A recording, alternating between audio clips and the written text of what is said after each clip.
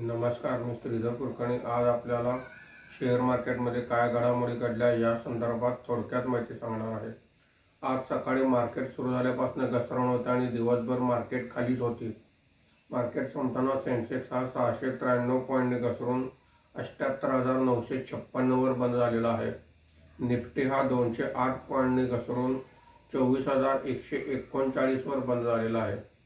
आजच्या कामकाजामध्ये BSE consumer durable index 1.45% वर आहे। बीएसई टेलिकॉम इंडेक्स 1.82% खाली आहे।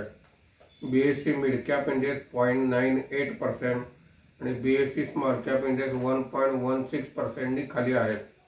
आजच्या कामकाजामध्ये निफ्टीमध्ये वाढलेले मुख्य शेअर्स पुढील प्रमाणे: Titan company 1.89%, Apollo hospital 1.34%, doctor Reddy's lab 0.90%, Tata consumer product 0.68% अशी वाढ आहे। आज निफ्टीमध्ये घसरलेले मुख्य शेअर्स पुढील प्रमाणे आहेत: BPCL 3.51%, HDFC bank 3.43%, Shriram finance 2.85%, HDFC life insurance 2.48% असे घसरण आहे। आज एफआयआयने 2,107 कोटी रुपयांची विक्री केलेली आहे। देशीय वित्तीय संस्थांनी 1,240 कोटी रुपयांची खरेदी केलेली आहे। धन्यवाद।